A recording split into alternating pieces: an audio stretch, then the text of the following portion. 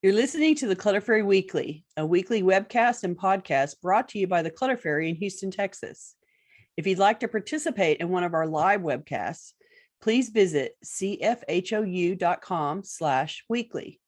You'll find a calendar of upcoming webcasts, as well as instructions for joining the Zoom meeting via the app or by phone.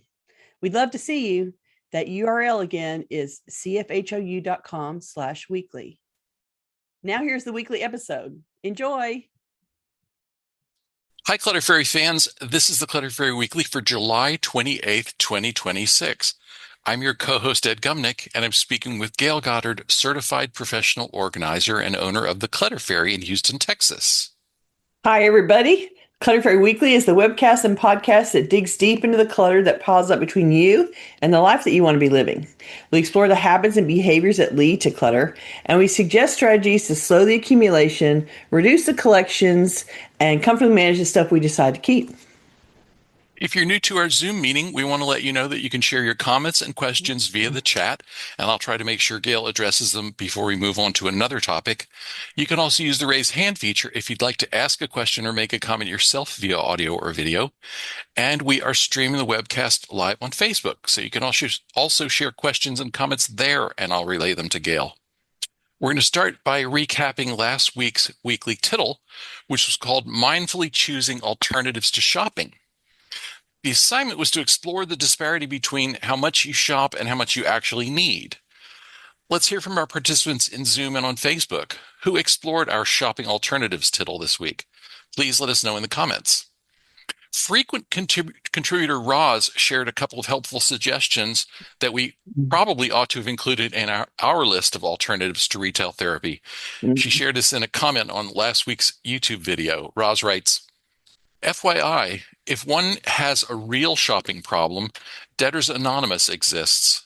They have great written materials. They parallel AA written works, as well as online and in-person meetings.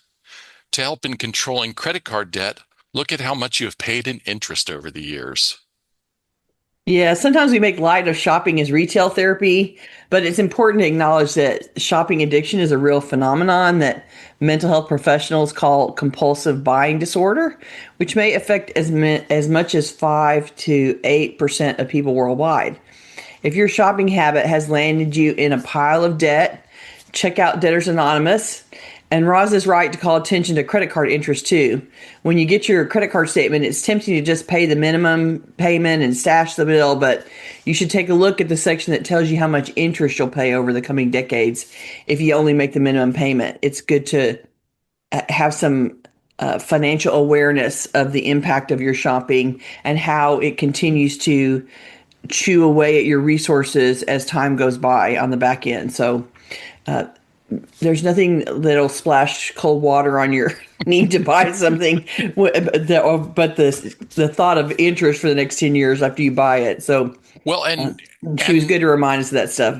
And most of them are structured so that the minimum payment is if you pay the minimum payment, it's going to take you, like 21 years to pay it off or something. They'll say on there if you only pay the minimum payment, I guess they're probably legally obligated to include this do that disclosure in the United States, at least in the United States. And it says, if you only pay the minimum, here are the thousands and thousands of dollars of interest you will pay over the coming decades. So, one that finally got me to really pay attention to credit cards was when I realized that I was paying interest on food that I had eaten.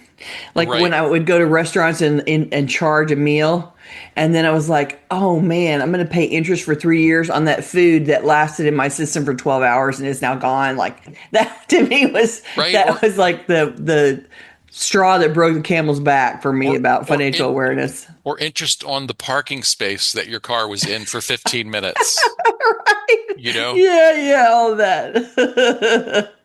100%. It's so funny. Let's see if we have any tittle reports in the comments. Indiana Marcia says, Indiana Marcia. I am so excited to share my progress. 40 pounds of garden weeds gone. Wow. Also now retired. So more time to attack the clutter. So congratulations to Marcia on retirement. Yay, good job. Let's see, what else have we got? 40 pounds of weeding is a lot of that's like That hours and hours in the garden. Oh my gosh. You must be exhausted. let's see, what else have we got? Um, Jane says, I should have realized this based on Gail's beating. Since letting so much jewelry go, I've discovered collecting jewelry is a thing. Most of my jewelry was accumulated over decades as gifts and inheritances. It has been fun selling things I don't use and shopping for fewer pieces that I will. There you go. That's the, letting out six, taking in one rule. Like that's the ratio that you want for sure. And yeah, people collect jewelry. And there's, depending on what you like, people collect Bakelite stuff and they collect sterling and they collect gold and then they specific costume makers. There are people that collect that, and so there's all Right. kinds of ways to redistribute that stuff to people that want it. So Ginger's shared a long comment. I'm not going to share the whole thing, but I do want to share some of it because Ginger and her husband do really extensive planning and inventory. And she says, hmm we flip the script on shopping. We plan purchases. At the start of each year, we assess our needs and purchase what we need to replace worn items or to fill gaps in our needs. This cuts back on impulse buys. And then she says, we take a look at our possessions across categories and create a shopping list. We purchase these items throughout the year. We've discovered we rarely buy everything we think we need, that's or good. or it gets listed the next year if we still need it. Yeah. Well, and what's great about planning for the buys is then you're spending cash and not credit. You're always paying for it 100% with the least amount of financial impact, which is you pay upfront 100%, no credit. And so good for you. It's a great way to manage your finances, and you're also, I mean, you're such a thoughtful planner anyway, so this doesn't surprise me, but the idea of planning what you're going to buy this year versus next year is a perfectly reasonable thing to do. And everybody has things like, I need to replace the roof, or my Right, car is going to, is about to die and I need to buy a new car. Like there's always large purchases that need planning and prep for them to be able to do it in the most effective way. And so right. planning for purchases is a great, like she extends that to all of the things she's purchasing. And what a great idea to make it a plan, Yeah. just like planning the grocery store run. Marcia says, I have plenty inventory here so I can shop for my home. There you go. We forget that we've created a store in our house and you need to shop your own store. 100%. M says, I go without instead of shopping. I need to learn how. And that is a useful and difficult discipline to develop. But, when instead of giving into the impulse, spending some time with the absence of the item Mm. and figuring out how badly you really need it And can be a helpful exercise. I think it's counter to our cultural norms to deny yourself something instead of immediately give yourself anything that you think of that you want. And so there's all kinds of downside for instant gratification, right? And the Amazon and all of those delivery services, they've all tapped into this is how we get people to instantly buy and spend money without thinking Right. and give us money that they wouldn't, if they stopped to think about it for a little bit, they wouldn't give us. And so, you're fighting against all kinds of forces that are trying to get you to spend your money without thinking. And the idea of deciding that you're going to go without or pausing before you make a choice or buy something is such a, like you're swimming against the current when you do that. And it's a struggle, but it's in service to your own house and your own finances to do that. So good for you to be like, I'm going to go without. I got plenty of stuff. I don't really need to add to the collection. Like, what a great idea. Connie says, I actually did the opposite. I was low on Uh-oh. certain supplies and went online to shop because I am not going out in the heat wave to get stuff. I rarely do this. Well, That's okay. Connie is short for contrarian. Well, I mean, if Uh, it's something you needed, right, and right. I totally get not wanting to go out in the heat, so can't argue Yeah, with that point. yeah. Jacqueline says a friend of mine is also working on decluttering her house. She has limited physical abilities and has ADHD, so she makes slow progress. She's Mm. having major surgery in a month, so I offered to help her since she needs her house to be easily accessible for her recovery. When I got there, you could hardly walk through the living room, couldn't get to the couch. Same with the office.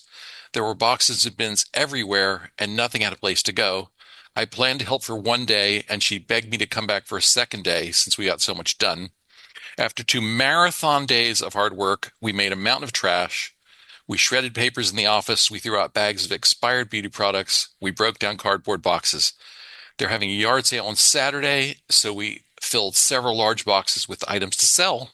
We set up a hall tree by the front door as a drop zone for coats and shoes. That sounds like a That whole is lot. a That was lot to great accomplish. progress. Yeah, yeah.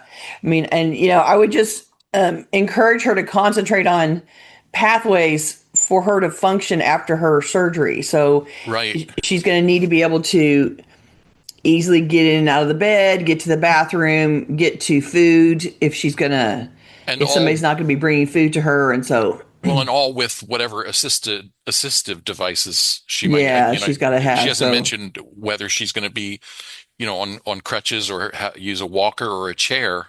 right, right. Um, So just pay attention to that. Like ultimately, she needs pathways to move around. oh, So, there's actually more report. ah, Yeah, Jacqueline says, living room is now clear and functional. We organized a lot of office and craft supplies and reduced the paperwork that she still needs to look at. We even did some work in the kitchen. She's keeping a lot, and there is a lot more to work on, but the things we didn't have time for, we stored away neatly in the spare room so they aren't in the way. that's When good. when she's recovered from surgery, she already said she wants me to come back and help her again. It's only been a few days, but she's feeling really good about her house and is even more motivated to keep working. That's so Yay. wonderful. That's excellent. What a gift Jacqueline is giving. And it shows you how impactful a body double is for somebody with ADHD to help you stay focused and stay on task. Where an ADHD person struggles to, stay focused in one area or to keep get to the end of a task instead of doing it halfway and then jumping to the next thing and doing it halfway and jumping to the next thing. That, having a person there to help them stay focused and redirect them back to the task at hand just it is a huge gift that you're giving this person so that they can stay focused long enough to get it done. And what a great help you were. And then you were there to be physically helpful too. And so all of that really backed up somebody that needed the extra body. And that's why you guys were able to get so much done. So good on you. Sounds great. Okay, lots of great comments, but we need to move on because we need to talk about our main topic. When we say collection, we usually mean a deliberate accumulation of items in a specific category. Think postcards, stamps, dolls, and so on.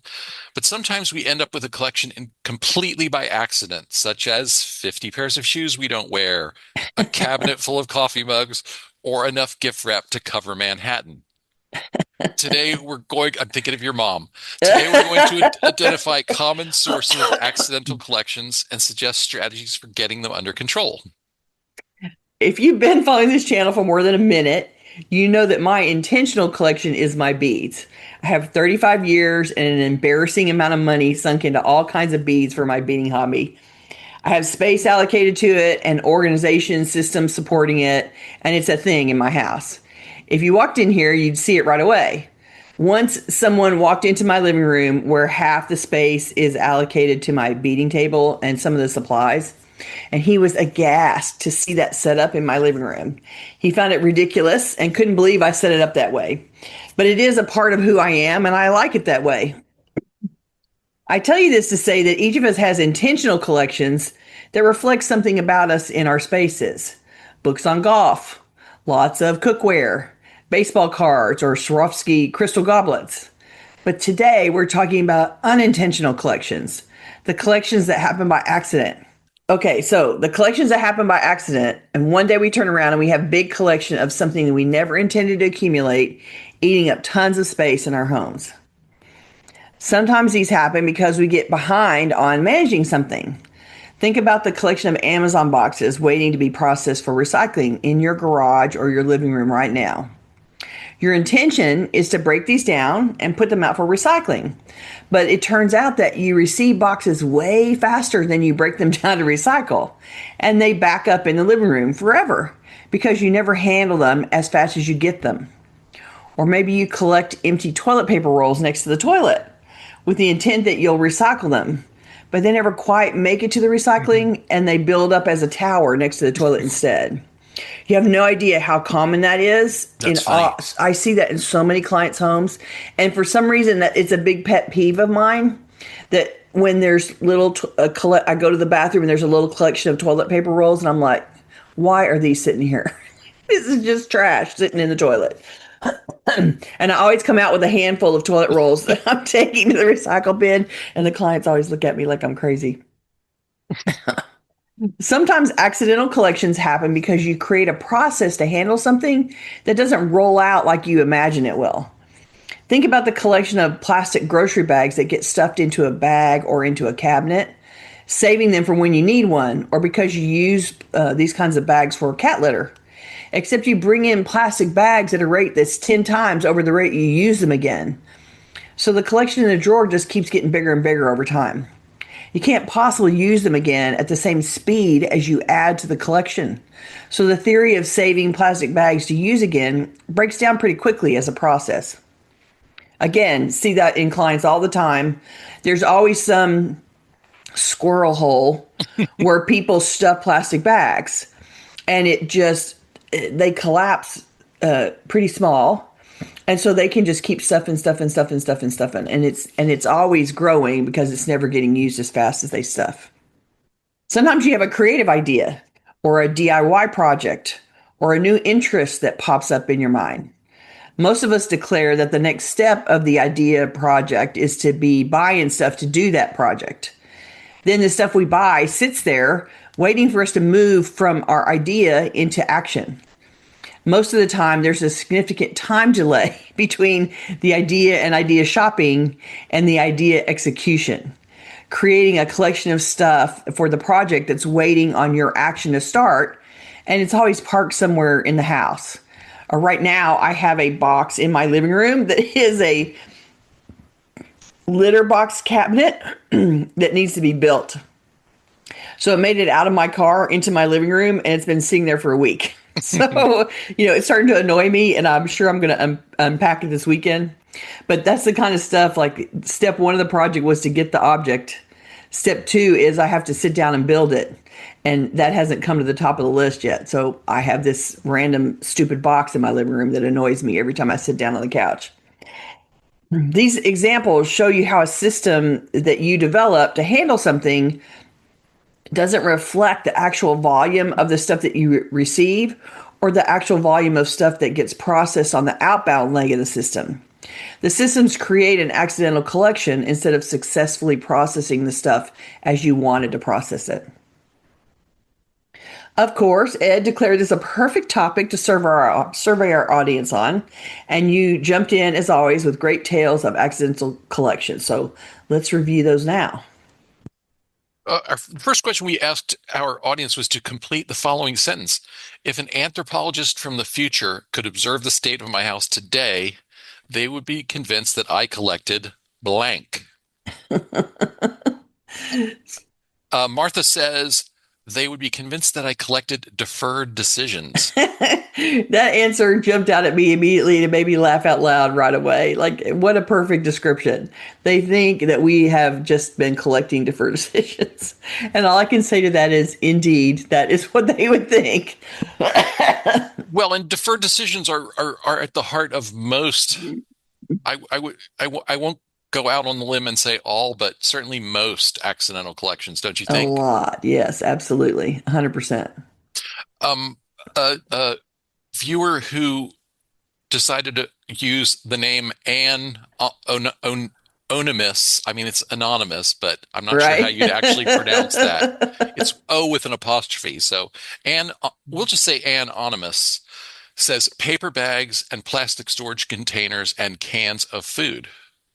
Yeah, a lot of us have these collections. Plastic storage containers from food deliveries and paper bags from shopping.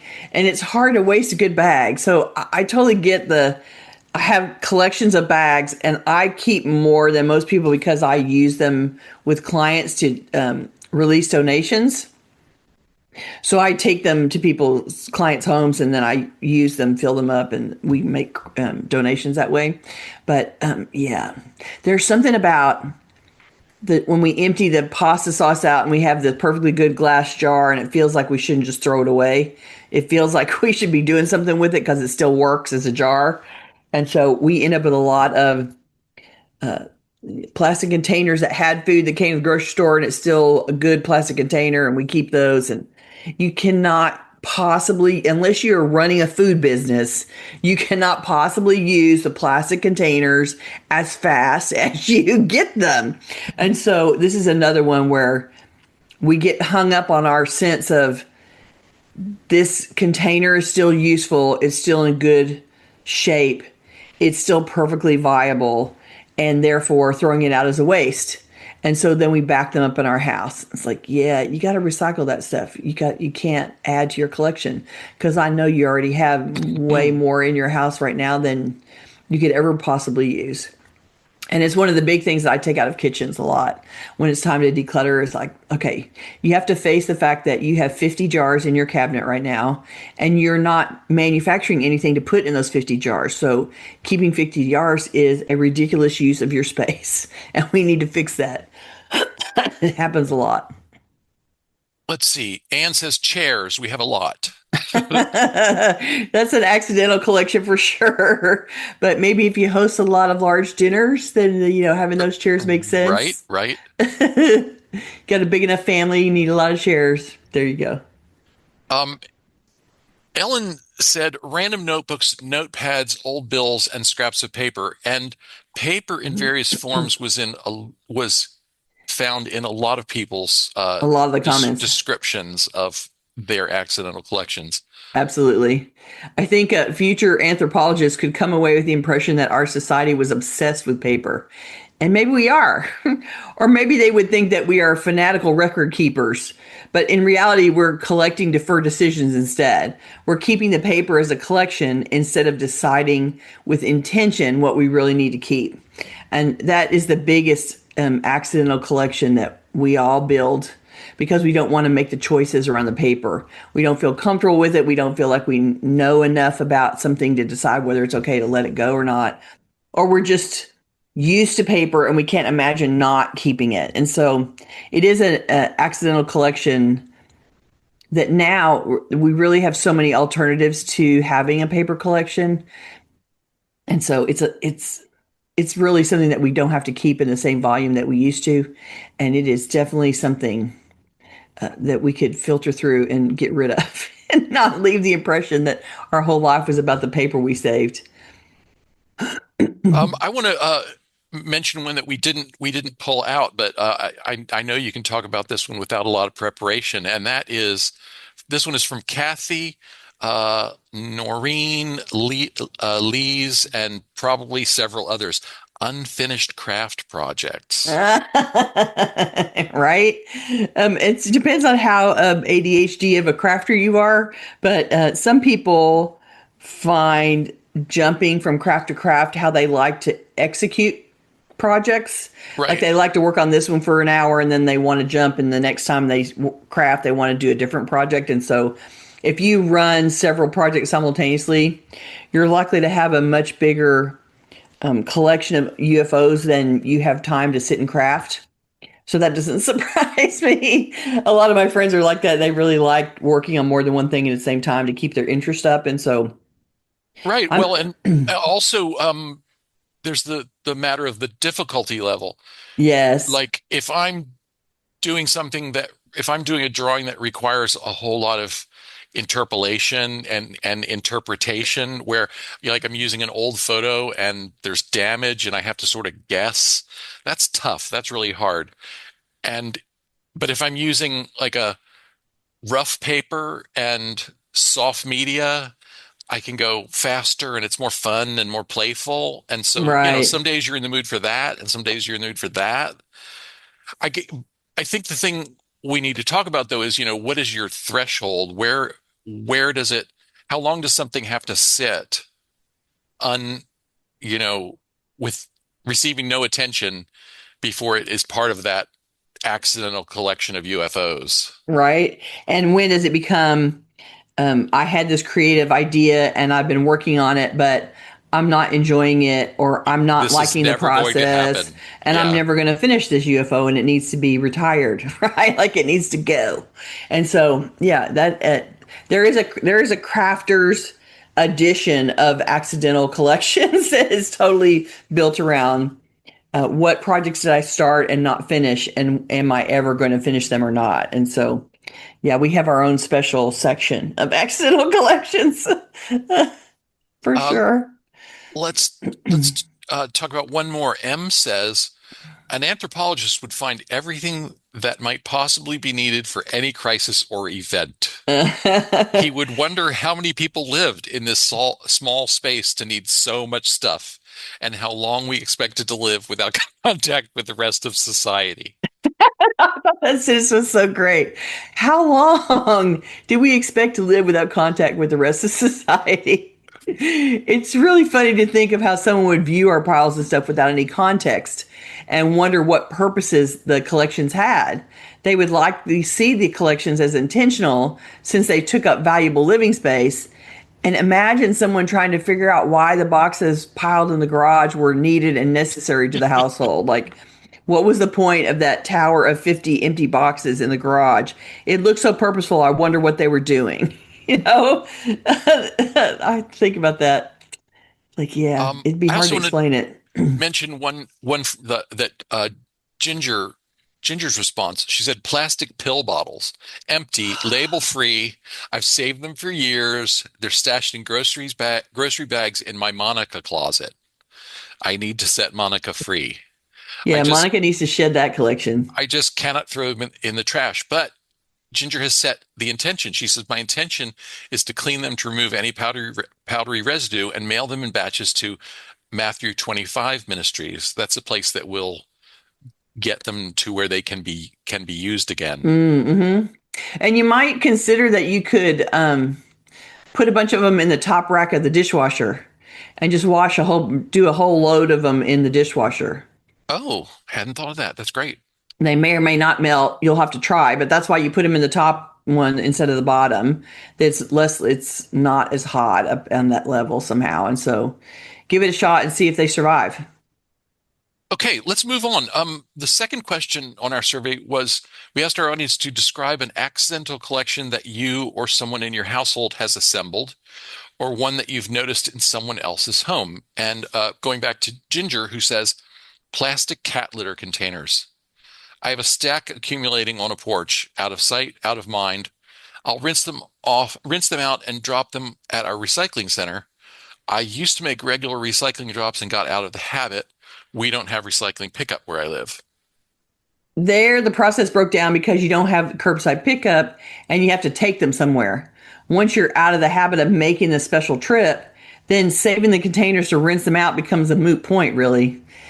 Things change over time, and your ability to get recycling done may have been an intention with a system at one point, but once a part of that process doesn't work anymore, then the system that you've adopted is breaking down. So you have to notice when it's not working anymore and see if you can fix it, or if you need to abandon that particular system for an entirely new one. Based on your experience now, it may be time to start trashing these containers instead of backing them up on the porch for a process that will never actually complete because you're not actually making the trips to recycling. You've recycled tons over your lifetime, so don't feel guilty if that recycling process no longer works for where you live. You might look for a better process now. Maybe a restaurant needs jugs for waste oils, or a garage needs it for the same. But you have a steady volume of litter needs and thus a steady pipeline of containers. So whatever you choose to do needs to be able to use up at the same rate as you produce empties for them, or it doesn't solve the problem. And if you no longer wish to deliver empties somewhere for handling, I think the system now is that they go in the trash when you empty it. Do you run into a lot of accidental collections of recyclable materials in your work? Yes. Do you find that Yes. that a lot of people struggle with recycling? They do, and usually it's because they get very tied up in how clean the recycling has to be before they were willing to release it. So there's a constant collection of recycling items that are being washed and dried very carefully in the sink, on the counter, in they're it's things that they don't feel like they can put through the dishwasher, and so it's this like they're generating the material much faster than they actually get it off the drain board into the recycling bin. And so it slows down the process because people think it needs to be perfectly clean and perfectly dry before it goes into a big recycle bin. It's like, yeah, I wouldn't stress about that too much. Like, Yeah, it's going to be in a big bin, and then it's going to be in a big truck, and then it's going to be a big pile in a big shipping container. Like, it's got plenty of time to dry out on its way to wherever it goes. And yes, making it perfectly clean really isn't like, yeah, you don't want it to be completely covered, but stressing out over it being perfectly clean and perfectly dry before you throw it in the bin slows a lot of people down in a way that means that they constantly have in process recycled plastics and glass on their kitchen counter somewhere. And yeah. it usually is driving someone else in the house insane on the regular. Like, the one person is very dedicated to getting it done that way and taking all the time, except that they don't usually take the time very often. And so the dirty containers back up, Yeah, and then the wet containers back up that have been clean, and you yeah, never achieve a clear counter again. You just have seeded a right. portion of your counter to some stage of processed recycled stuff on the counter, and We it might have makes to do people crazy. a whole survey about recycling and the problems thereof. Um, Mm-hmm. Naomi shared a great comment that I should have read after in association with question number one about anthropologists. She says, actual anthropologists are well aware that most heaps are garbage heaps. Well, thank God. Thank God they know us well. They know what they're getting themselves into. They know what we're doing. Okay, let's go on. H said, answer. This is we're still in the question of describing an accidental collection that you've observed. And H says loved ones build collections for me without my asking. They know I like something, and they want me to have all the times of or with that something. One example: Snoopy slash Peanuts. Mm. One friend has gifted me many Snoopy Peanuts items over the years. Of course, I appreciate the generosity, but I live in a very small space and my decor style isn't Snoopy chic. I've kept some of the smaller gifts and sent others on their way. Snoopy chic was a great description. Yes. Our friends get stuck in one good idea for gift giving mode, and suddenly they're collecting on your behalf. So it's so guilt free when you're collecting for someone else. Like, it's super easy to shop and say, I always buy and Snoopy things. Like, it's super easy to say that. Yeah. And yeah, you are creating an intentional pile of stuff in someone else's house when you do that. So you have to be a little bit more creative, and you have to check in with them. Like, you You can't still want this, assume right? that they want 150 Snoopy items if you've already given them 120. Like, we don't need to add more. So it's important, if you've been giving the same person the same stuff for a long time, that you ask them, are you still collecting this? Do you still want this? And like, give them the minute to say, you know what? I think I have enough Snoopy in my house now, and that's good, and appreciate it, and let them, move on to something else. Judy said, I see a lot of Disney collections that cover every surface and wall, including Disney art above the fireplace.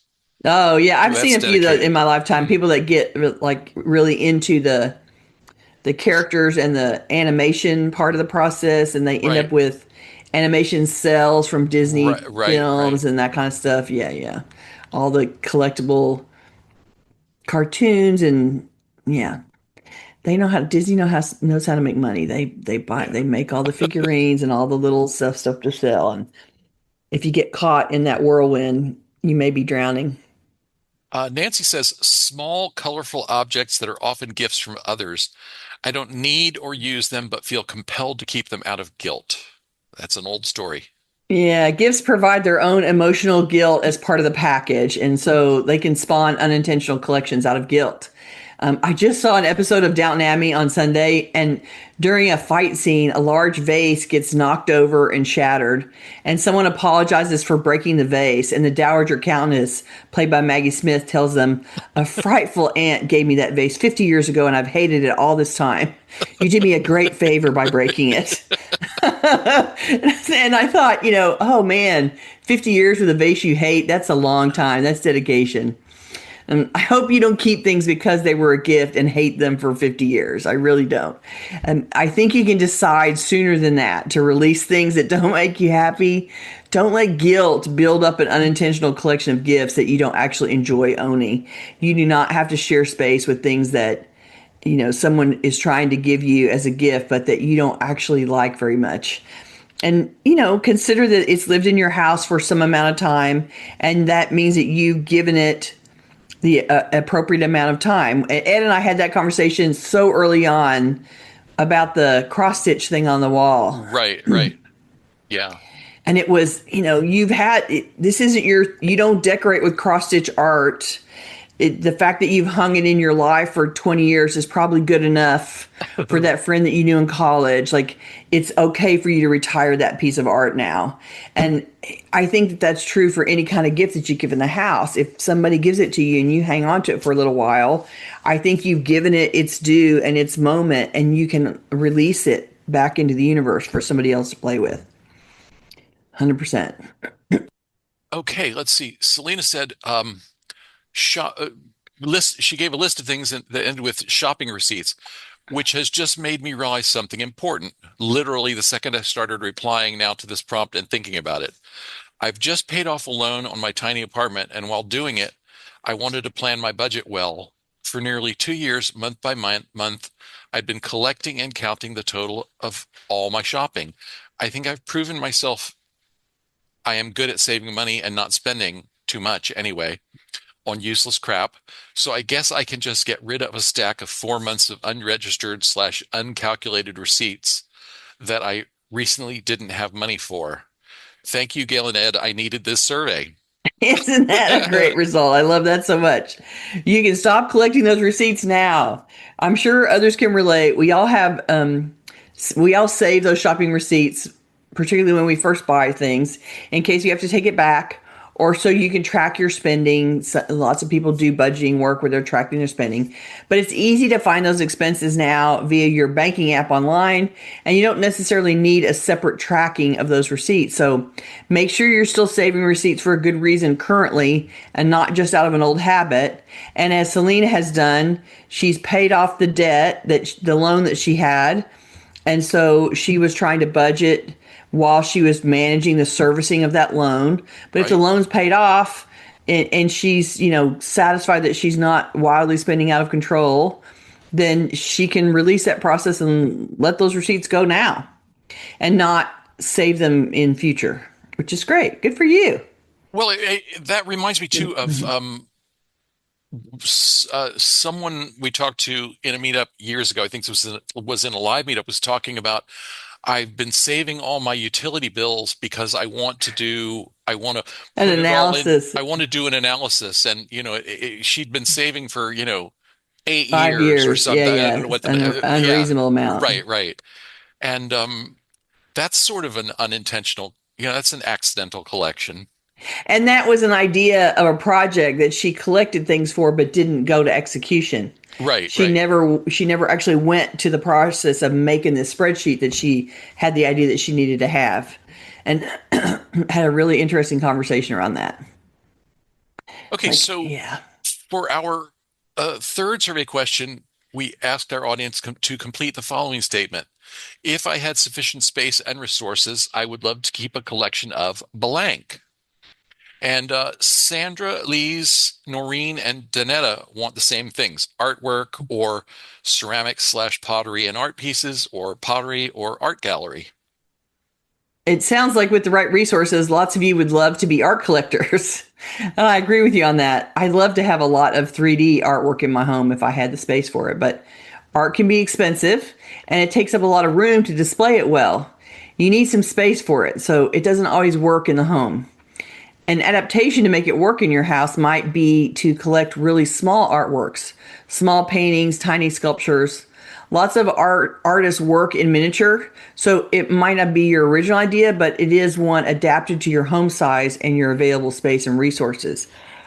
I've seen, little tiny ceramic pottery. I've seen little tiny paintings, little tiny needlework kind of things. There's lots of art that's done in miniature. So you can have a mini gallery instead of a big full size gallery. It won't cost as much and it won't take up as much space. And you can make space for it on a book cabinet, a display cabinet, a bookshelf, something like that, that gives you a dedicated space, but it's not a whole gallery. Not all of us have big homes with big walls on which we can put, 6 by 6 paintings to hang everywhere. And so it's not, our homes are not always the best galleries. It's Okay. true. Marcia says, birds and butterflies. If it were possible to collect them without harming them, I'd rather have a huge. If it if it were possible to collect them without harming them, I'd rather have a huge garden that attracted them. I really love that goal, a garden to attract birds and butterflies. How lovely it would be to look out at the garden and see everything, flying around in there. That's awesome. You have to make sure you don't also own cats because then the cats Right. would be trying to eat the butterflies and the birds. But how lovely to have that, because in order to attract them all, it's all these flowering things that have to be growing for them to be coming to hang out. So that would be really pretty to look at besides having all the wildlife coming at it. I like that idea. Um, Ginger says, Ginger mentioned antique jars. She says, I'm fascinated with them. I've collected a few small ones and they sit in my kitchen windowsill. And then she goes on to say rustic metal and wood pieces. I have a few items. Mm. Then she makes a very important addition to her list. She says sufficient resources would include someone to dust and clean the stuff. And that's probably why I've only kept a few. Right, exactly. The bigger the collection, the more time you have to spend dusting it and trying to keep the cats from knocking it off. So it absolutely needs that help. You're right. A couple of people mentioned wanting to be able to display their own art. Nancy says, I love my Mm. oil paintings, but I have space for them. Uh, let's see, but I think she meant to say don't have space for them on my walls without overcrowding things. I really don't want other collections, but do have them. And then, yeah, let's see who else. It was Fee also said my art on walls. Well, and what a great thing to prioritize your own artwork. Why not? So if it's a choice between other collections and your own artwork, then make yourself the priority and surrender your space to that. And the other collections don't need to stay because they're taking up space that you're going to use for your own artwork instead. It's a Yes, good time it's a good filter to say, I want to look at my own artwork. I did it. I spent the time on it. I want to look at it. darn And right. so making space for that, right? An anonymous respondent wanted to collect old cars. This person needs a large space and big resources to buy old cars. So this is an expensive collection to be into for sure. I hope you get to collect a few of them at least. Maybe you can collect travel to see other people's collections instead. Most people that collect cars either have huge, massive, separate garage buildings, or it's a company that works on cars or sells cars or whatever. And so better to go travel and see other people's already set up fabulous old car collections that exist out there. Gabriella says, beautifully arranged empty spaces and clutter-free guest rooms for all my friends to come stay with me. That's a really great vision. Rooms for your friends to visit. You want to collect companionship and collective experiences with your friends. I love that. I think that's a much better use of your space for collecting is that you create rooms for friends to come and hang out with you and create experiences. I like it.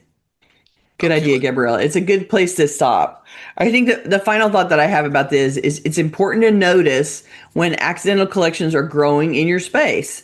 Look for things that are backing up, projects that are being collected but not executed, procedures that you do to handle things that are not working out as you expected. Pay attention to where the system or the process is breaking down and figure out how you need to modify the process to create a better result and stop creating an unintended collection in the house, and it will clear up some of the clutter in your space for sure. did you answer the question yourself? Do you have any accidental collections? I forgot to write that in. I have a bag collection in the garage. So I have paper bag, handle bags that come, like I take them from clients because they have collections and then I use them with clients. But right now there is a backup of bags, available bags in my garage that is waiting for some client to need a whole bunch of donations to be processed. And so, is there something else? Containers. That's Yeah, I have a closet full of containers that moved with me in the move, and they have not all been deployed or used around the house. So I have a backup of containers, yeah. and it's one of my favorite things, containers. So I have to let go of things Big a bit at ones, a little time. ones. Both, Oh, okay. mostly smaller, not large. Like I'm not big on like 50-gallon tubs or whatever. I don't have a lot of that. Mostly it's things that would work on counters, in drawers, on shelves in the house. Okay, let's see what we have in comments. There's been a lot of activity. Um, I see it popping over there. let's see. Let's see. Ginger says, I've attempted to do different collections over the years. Thankfully, none really stuck. Oh, Matchbooks in a fishbowl, people felt free to use them. Owls, who wants to dust those? Now my collection is a few. Oh, she said antique jars and bottles on my kitchen in my kitchen window. There's a typo in there that I could not make sense of. mm. Um, there's Typos freeze Ed's brains, y'all. You They just need to do. know I that My brain that just seizes up. I'm like, I don't know what I can't. I'm trying. I can't make it. he's like he wants it to be right, and so then he goes off the rails. Let me see. What else have we got? Terry mentioned I've seen art shows mostly around the holidays that focus on small art. Hmm. Um, One of my favorite art shows was Texas Art Asylum mounted a show that was cat themed, and oh, so all of the art was related to cats. oh And my. that was spectacular. That's so much fun. Let's see. Sorry, I'm having Oh, Connie mentioned in the survey results, she says, I noticed that lots of people had too many plants or wanted plants, which is funny. Yeah, there's a disparity there. No one has the right amount. Oh, I think plant people love plants endlessly. And so if you're into plants and you have a green thumb and you can grow things without killing them off like I do, then I think that you collect plants because they all are alive and they all seem precious and wonderful. And then you like spawn them and propagate them and grow them and have babies and spread them around. And yeah, people that are into plants and are successful at it end up with plant collections they can't manage very well at all. And actually, I've seen in the next door neighborhood website, I've seen a lot of people say, here's some plants I'm giving away because I have too many, and they put them at the end of the curb, and people come and pick them up, and it's like, here I'm sharing my bounty of product, and you can come and have it. I ended up with some aloe vera plants that way. Some people really enjoy propagation. Yeah, It's yeah, like fun. spawning the It's next fun. ones. It's challenging, and then you arrive at, but I don't need Now I 18 have aloe veras. 150. Jacqueline says the average person is 6 houseplants. I am 25 people. Oh, there you go. Yeah. Like I said, If you're into it and you're successful and you find it fascinating to grow them and keep them alive, then you're likely to be surrounded by your own oxygen generation plant in your house from all of those mini plants sitting around your house. And ask a good question. How do you see the survey results? If you go to cfhou.com/results312, that will get you to the survey results. I'm going to put that in the chat here. And I always want to encourage our audience to go read other people's survey responses because you will learn that They're fascinating. you will learn that you're not alone, or maybe you'll learn that you are alone in this particular thing, and it will be the thing that nudges you to deal with your collection. Let's see, what else have we got? Naomi says, I give away about 20 plants in yogurt containers about twice a year. My high-rise building is not quite at saturated demand yet. You have a whole collection of people waiting to receive. And, some of them are killing off the plants later because they're not as good as you. And so they will be a continuous pipeline of, ride and die in their house. I bet everybody appreciates that, though. That's nice that you hand off extras. Oh, yeah. Well, Ginger says, plants, when I bring one home, my husband tells me to put it over there on death row with the others. I gave up. My mother lived with us and had a green thumb. We built a deck garden spot for her. Oh, yeah, like you either have the green thumb or you don't. I definitely have a black thumb. I do not keep things. They have to be able to live with complete and total neglect. And I have a couple Yes. of plants that can survive my neglect. And those are the ones that stay in the house. And otherwise, I'm terrible. I buy them and I think them, I'll repot this or I'm going to water this. No, I don't. I never do. I never do. I'm terrible about it. I have no Well, attention span for that. so is it attention span or is it just No does interest not, either. yeah, Like it's just not there for you. I mean, I know that you need to water them to keep them alive, and yet I can't be bothered to think about it. Like it just, that's can't leave them with me to babysit.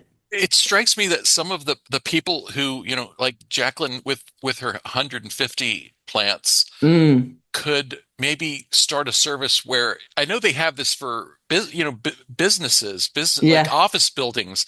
There's services that come in and take away the plants that have died and bring fresh ones and all of that. How about a service for, residential homes where someone brings you fresh plants and takes away the ones you've killed? Why not? Is anybody doing that? I don't Is know that a that they thing? are. I mean, I think you can hire somebody to take care of plants Well, wherever you right, want them sure. to, but Yeah, yeah, I don't think that there's anybody who's done that. that's a service category. Do it as your retired entertainment and you grow plants and stock people's houses with the plants that you grow and cycle them out and agree to come and water them once a week.